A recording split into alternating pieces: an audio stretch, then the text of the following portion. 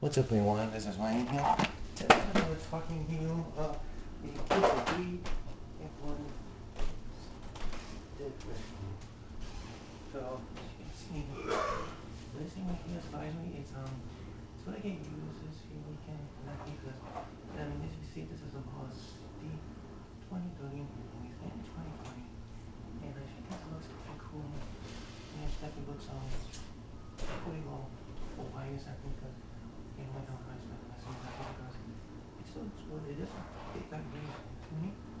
I use it since I see it's got some scratches on that thing like that, but it's not too bad a shape, I agree.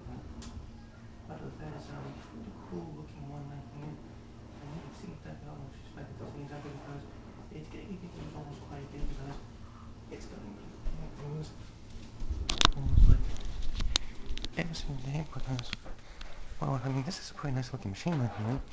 You can tell. This thing will be used Mondays and Fridays now. As you can see, sometimes it doesn't get used on holidays, but you know what? It's pretty nice.